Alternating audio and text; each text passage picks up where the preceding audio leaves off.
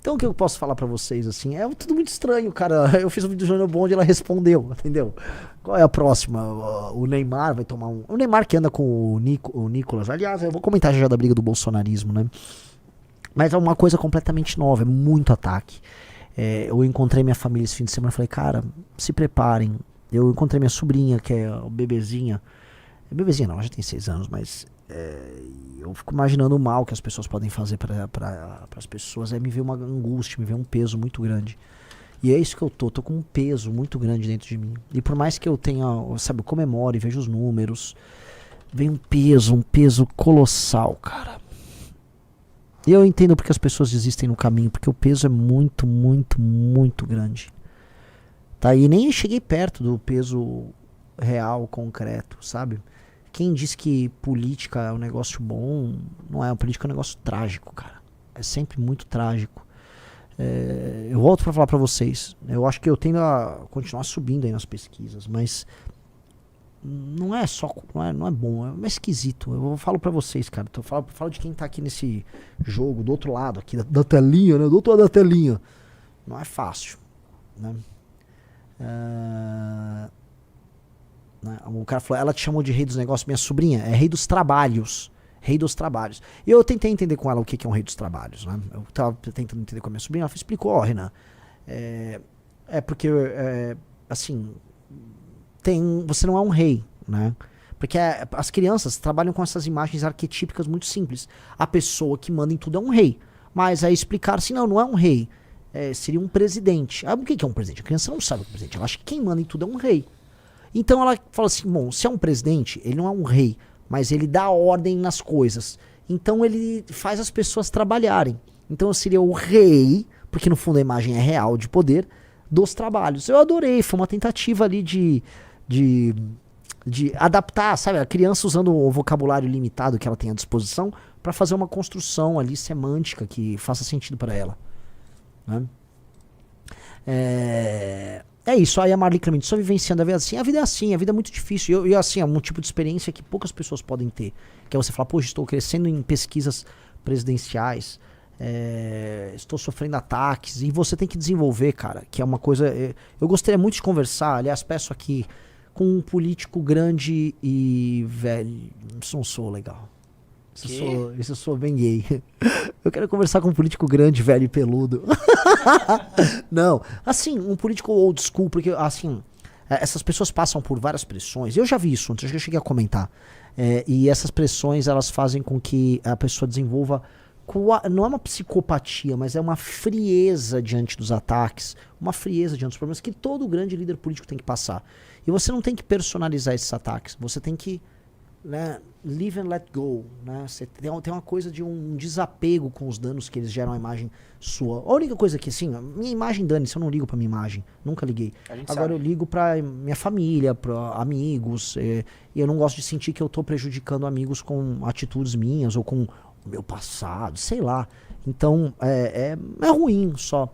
Mas eu tenho que aprender a lidar, porque eu tenho que ser forte. A gente, pra fazer o que nós temos que fazer, nós temos sempre que ser muito fortes, né? É isso. King of Works. Chama o Frota, ele vai. O Frota tava todo simpático. Assim, Renan, estou torcendo por você. Né? Esse aí sempre quis ser do MBL. Badunts. Não? Nossa.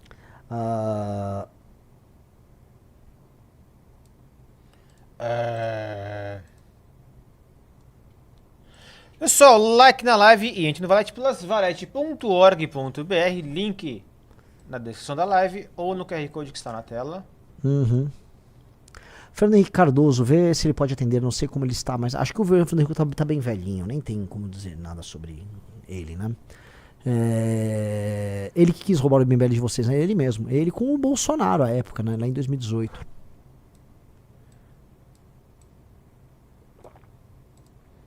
Não.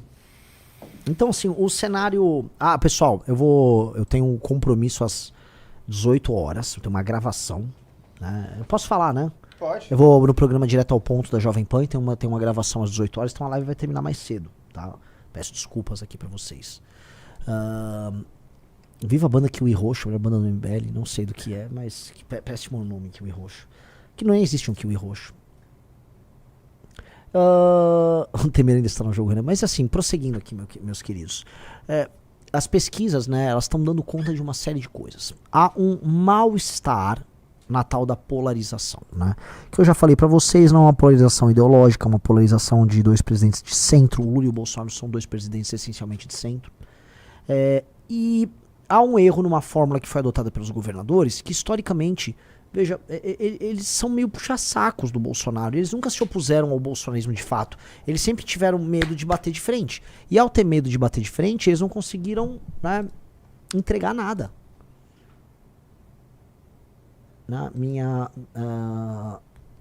Eita. Não, esquece, vai, continua. Então, eles não conseguiram entregar nada. E por que eles não conseguiram entregar nada? Em termos de liderança. Porque a lógica de você ficar na fila esperando alguém aparecer, alguém cair pra vocês entrarem, é uma lógica de uma espécie de um número 2, um cara que tá no banco de reserva, sabe? O cara com a camisa 23 na Copa do Mundo, que tá torcendo por um meio campo quebrar a perna, se machucar, ou tomar um cartão vermelho pra poder jogar. Que é isso que o Zema ficou fazendo, que o Ratinho faz, e que o Caiado faz. Veja, quando o Caiado foi instado a falar em público, seu primeiro feito, caso eleito presidente da República, ele, não, vou soltar o Bolsonaro. Pô, é essa a primeira coisa, Caiado? Então, ao se colocarem como sempre uma linha auxiliar, eles não conseguiram firmar algo. E o que a gente tá provando nessa pré-candidatura de maneira muito humilde? Eu tô humildaço. É que assim, dá pra propor um Brasil diferente, dá pra escapar da polarização sem ficar naquele discurso, não estou nos extremos, até porque extremos não são, eles são bem do centro. O governo do Lula e o governo do Bolsonaro são muito parecidos em muitas coisas. São muito mais parecidos que eles jamais vão reconhecer que são. E aí, ao propor coisas novas que estão fora da caixa, as pessoas se interessam. E aí você vai construindo um caminho novo. Pois bem, eu acho que eu não ficaria surpreso em aparecer até julho com 10, 11%. E se eu aparecer com 10, 11%, eu tenho condição de vencer as eleições. Porque eu vou tirar ou o Lula ou o Flávio Bolsonaro do segundo turno. Eu volto a repetir. Se eu chegar até julho com 10, 11%, eu vou ter participação nos debates garantida, eu vou aparecer na TV, a imprensa vai me dar cobertura. E aí, cara, eu vou ficar conhecido e aí eu derroto esses caras. E aí dá até um friozinho na barriga, né? Porque a gente fala, nossa, vamos realizar esses sonhos mesmo. E isso é muito movido por uma militância que é sensacional. Nada hoje se iguala ao trabalho militante do Partido Missão e do MBL. Nada se iguala ao trabalho do nosso time. É um trabalho fenomenal. E é um time que está se preparando para um ano que vai ser muito difícil, um ano de muitas guerras, um ano de muitas surpresas, tá? E é um ano que... cara, a gente vai se firmar como força política e toda vez que você se firma como força política, você vai passar pelas dores do crescimento, pelos desafios. Imagina assim, essas últimas semanas, hoje, acho que formalmente hoje é o último dia das filiações, né? E, cara, todo mundo correndo pra lá e pra cá pra se filiar no partido A, partido B, partido C. E a gente conseguiu montar um time legal filiado pra lançar pelo Partido Missão.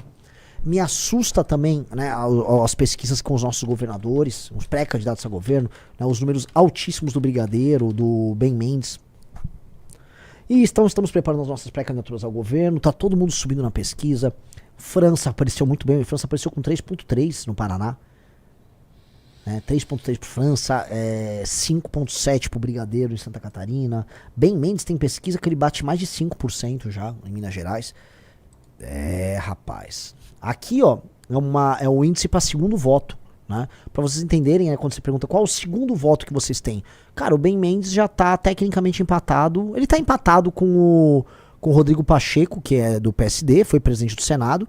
E como segundo voto, ele tá na frente do Matheus Simões e do Gabriel Azevedo. Gabriel Azevedo foi presidente da Câmara de Vereadores de Belo Horizonte, foi candidato a prefeito de Belo Horizonte. E o Matheus Simões é o atual governador de Minas.